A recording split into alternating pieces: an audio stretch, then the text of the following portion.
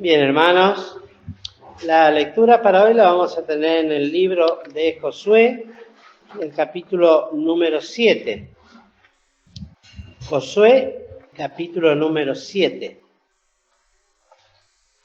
Y vamos a leer, no todo el capítulo porque es extenso, pero unos textos centrales y después trataremos de narrar un poquito lo que dice todo el capítulo, pero buscando la enseñanza de carácter espiritual que este gran capítulo de la palabra de Dios nos deja. Dice el versículo 12: Por esto los hijos de Israel no podrán estar delante de sus enemigos, sino que delante de sus enemigos volverán las espaldas, por cuanto han venido a ser anatema. Ni seré más con vosotros si no destruyereis el anatema de en medio de vosotros. Levántate, santifica al pueblo y di: santificaos para mañana, porque Jehová, el Dios de Israel, dice así: anatema hay en medio de ti, Israel. No podrás estar delante de tus enemigos hasta tanto que hayáis quitado el anatema de en medio de vosotros. Esta lectura surgió leyendo y estudiando estas historias de los hombres y mujeres de fe que relata la palabra de Dios. Debemos aclarar que la palabra héroes no es bíblica, sino que nosotros se la hemos puesto o la han puesto los hombres porque se destacaron y la Biblia los destaca como tales. En verdad, si tuviéramos que nosotros, es lo que Dios quiso que quedara registrado, los hombres y mujeres de fe. Pero la palabra de Dios está llena verdaderamente de hombres de fe, de algunos se da el nombre, de otros no, pero que recordemos sencillamente lo que le decía el Señor a Elías, cuando él le dice: yo solo he quedado como hombre de fe. Y el Señor le dice: otros 7.000 hay que no han doblado sus rodillas. Y para no doblar las rodillas en el tiempo de Acab, tenían que ser, evidentemente y lógicamente desde el punto de vista espiritual, hombres y mujeres de fe. Entonces no sería interminable la lista, y demás estaría poner los ejemplos más específicos, podríamos decir, y los necesarios para nosotros y para nuestra propia vida de fe.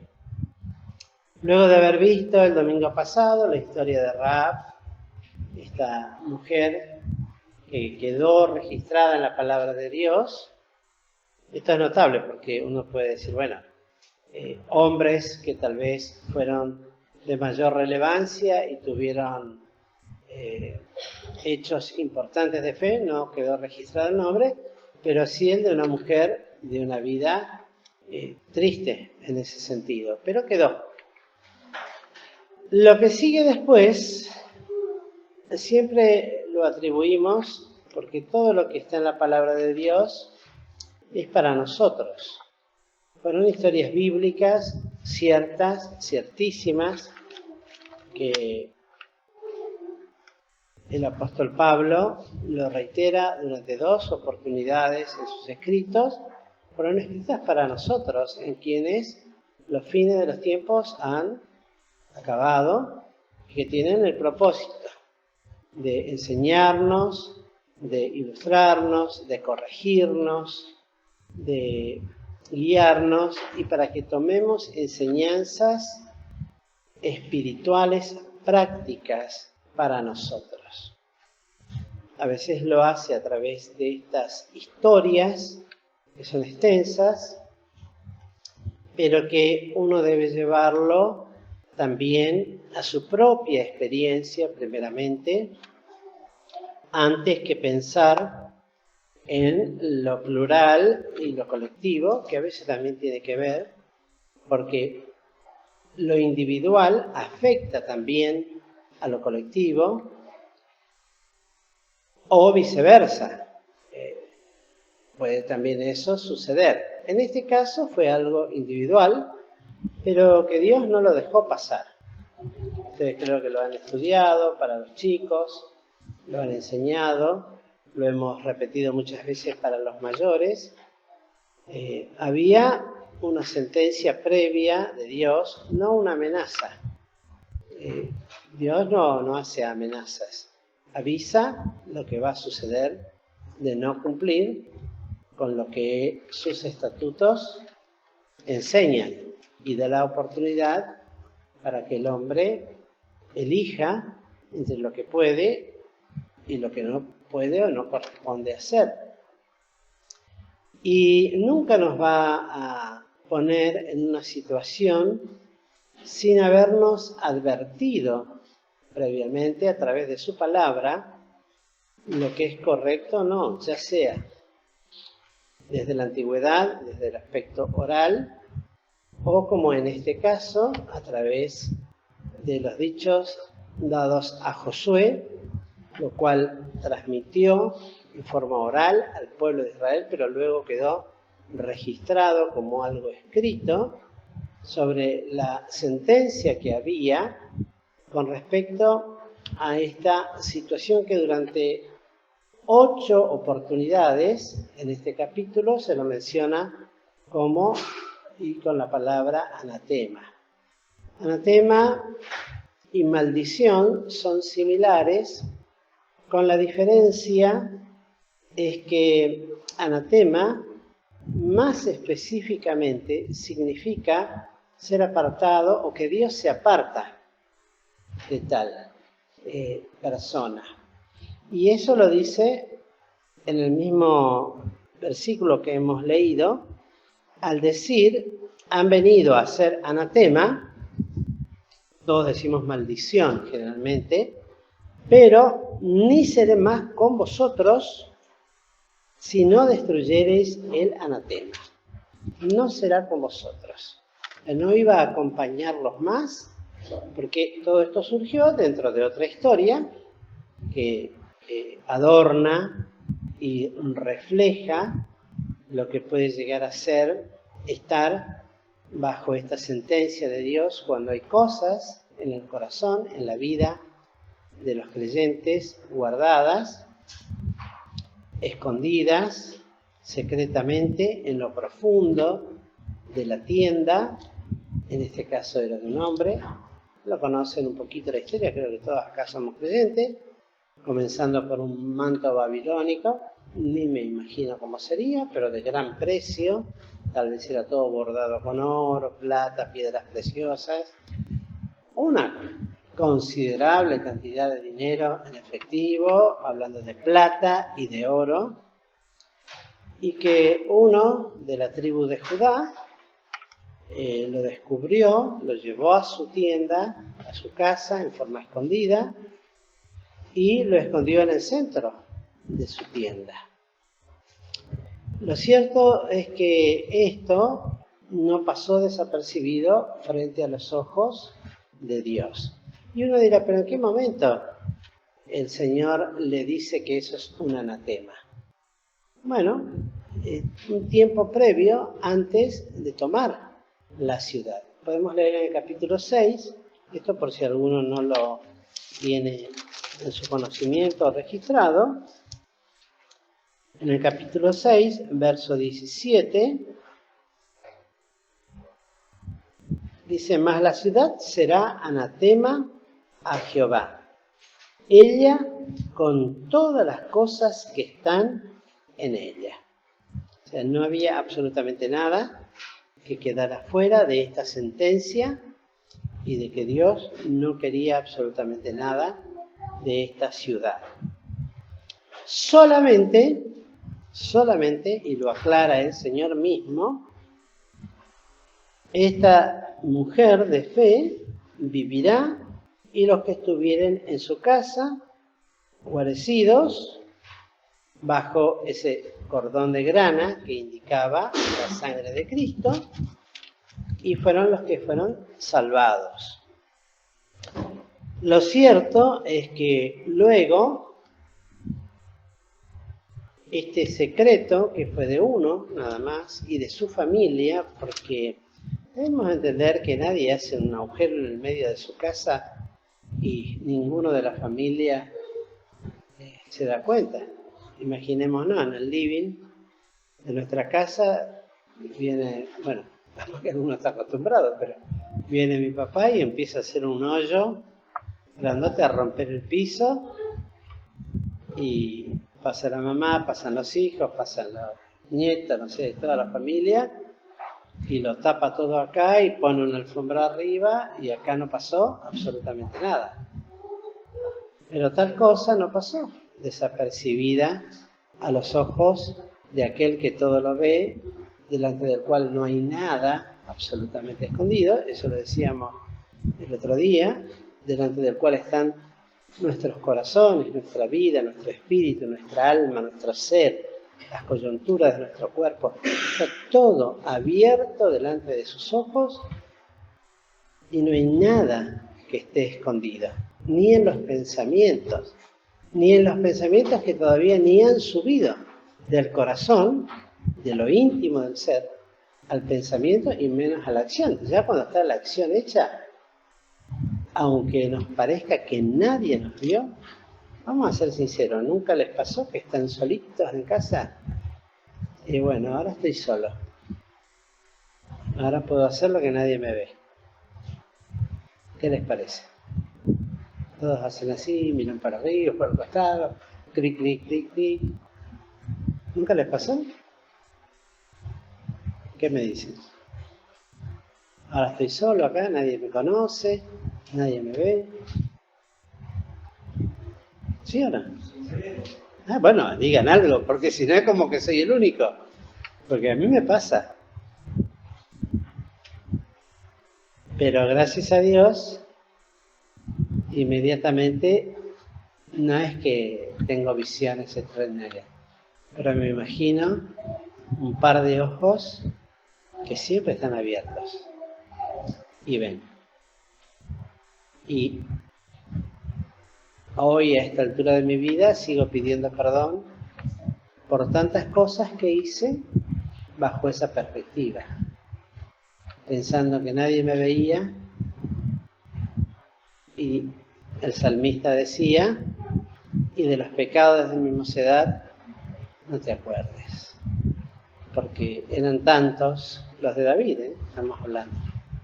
¿Qué hablar de nosotros? Que David amaba al Señor con toda seguridad, un poquito más que nosotros, y pedir perdón y limpiarme de aquellas cosas que para mí quedaron en el tiempo y nadie me vio. Esa es la realidad. Desde el punto de vista humano, nadie me vio. Generalmente nos avergonzamos cuando somos descubiertos, tomados en el hecho. Ahí sí nos avergonzamos, lloramos, pedimos perdón y parece que el Espíritu de Dios obró en nosotros. Pero en realidad no es más que la vergüenza de haber sido descubiertos. ¿Me entienden? Creo que eso quiere que quede claro. Porque mientras que estamos solos y pensamos que nadie nos ve, difícilmente hagamos algo así, de humillarnos delante de Dios y pedir perdón por lo que había subido a mi mente o a mi corazón, y lo realicé y lo concreté. Por eso es importante este capítulo, porque para Dios no quedó escondido. Y la actitud de Josué, que se arrodilló, desgarró sus vestidos y clamó a Dios: para esto nos has hecho venir hasta acá, para que salgamos derrota, batida frente a una ciudad tan pequeña.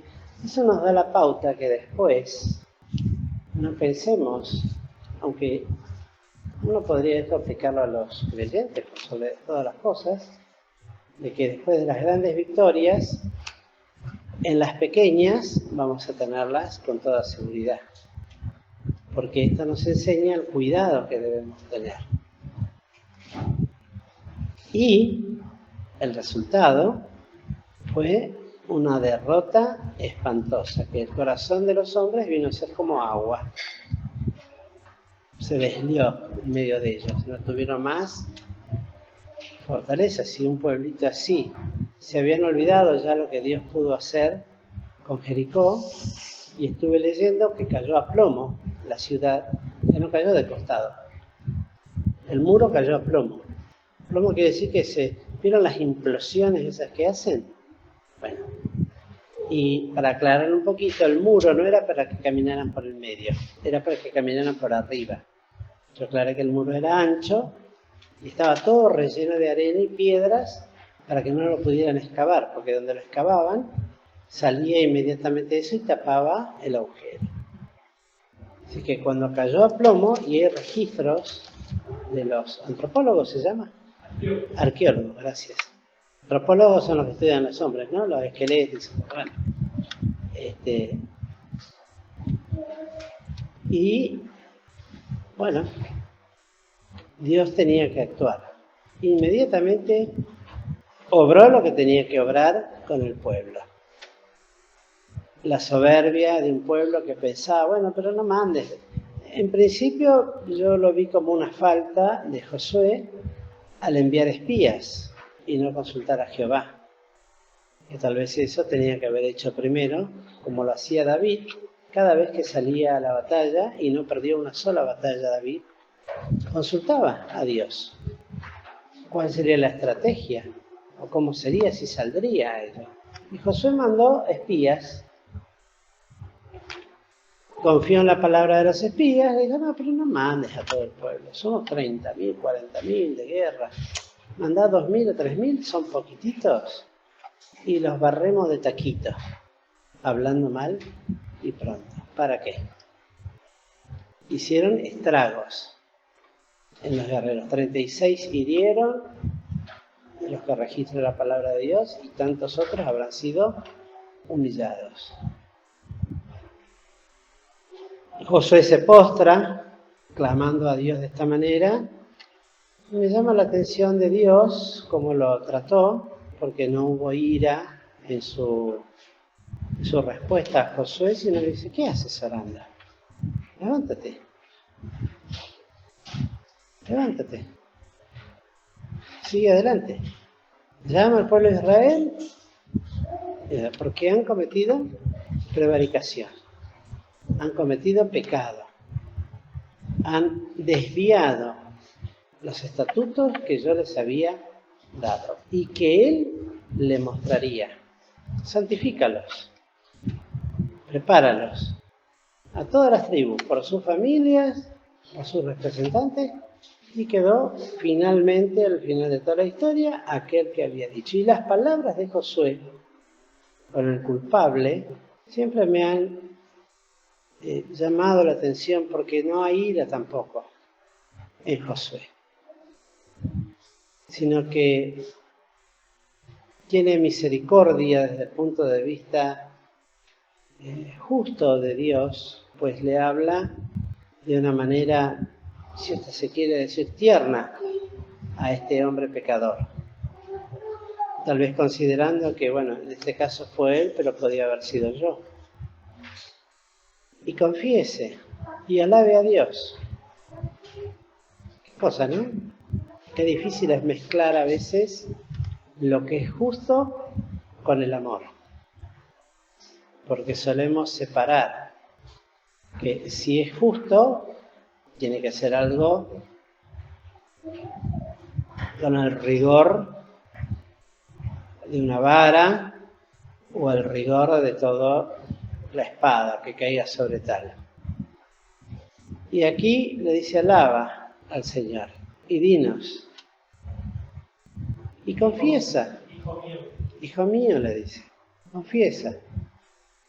Seguramente Josué, que amaba al pueblo, estaba absolutamente dolido y dolorido en lo espiritual por lo que había hecho esta persona y ya sabía lo que le esperaba, pero no podía detener lo que Dios quería que se haga para erradicar este mal y dejar esta enseñanza. Finalmente confiesa, buscan lo que tienen que buscar, lo hallan y sucede lo que tenía que suceder. Son apedreados, toda la familia, mujeres, hijos, bestias, animales, todo, son quemados y sobre ellos puesto una gran pila, por decirlo así, o pila de piedras. Y yo pensaba, qué cosa fuerte. Bueno, desde ya, el Señor en ese momento tenía que dar ejemplos muy serios, muy severos. Nosotros estamos en tiempo de la gracia, donde la misericordia de Dios no es que es menor que la que antes, pero nos trata a través de Jesucristo, pero los principios morales en Dios son los mismos, no han cambiado. Y espera que nosotros aprendamos la lección de que no hay nada oculto que no haya de salir a la luz. Que no hay nada oculto que quede escondido y que el Señor no obre justicia. Por lo cual este capítulo nos llama a varias reflexiones. Primero, que pensaba cuánto daño podemos hacer a otros por causa de mi pecado, a mi propia familia, si empezamos a recorrer así, ¿no? Desapareció la familia de esta persona de Judá.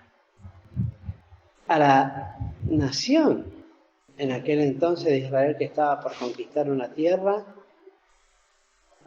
cuánta turbación les trajo todo esto. Podemos ejemplificarlo, cuánto puede traer esto a la iglesia. Por lo cual somos llamados a que, reflexionemos en nuestro andar diario, en nuestro andar cotidiano, velemos y oremos para no caer en tentación. Seguramente el tentador ha de poner delante nuestro cosas demasiado atractivas, irresistibles, y de nuestra propia concupiscencia, cosas que nos atraen. Yo siempre, desde chiquito me acuerdo, cuando tenía la clase de los niños, di este ejemplo. La mejor forma de atrapar un ratón, más que ponerle un cebo, es ponerle un pedacito de queso. Eso a rallar, de esos duritos, bien olorosos, no se pueden resistir. No importa el tamaño del ratón, sea grande, chiquito, tarde o temprano, cae en la trampera. Bueno, ¿cuál será el trocito de queso que el diablo tiene preparado para cada uno de nosotros? Con toda seguridad va a corresponder con aquello que más me gusta, que más me atrae, que más me hace pensar, que más me hace dudar de la vida cristiana, del camino que debo andar, que no me deja pensar en las secuelas. Hay una figura en un libro devocional, y con esto termino, de una escritora bíblica que escribió, creo que alguno lo habrá leído, que hacer algo así es como lanzar una piedra en un lago de agua tranquila. En el lugar se forma el impacto de la piedra, pero produce ondas que recorren hasta lo último del lago. No hay un lugar en el lago donde esa onda no va a llegar. Y está comprobado. Va a llegar. Entonces, ¿cuánto debemos nosotros velar, orar, para no caer en tentación? Y pensar también que estas lecciones tan importantes, vertidas en la palabra de Dios, fueron escritas para nosotros. Para que no piense que nadie es tentado de Dios. Porque cuando uno es tentado de su propia concupiscencia, es atraído, cebado, tentado, y una vez que ha concebido, para el pecado.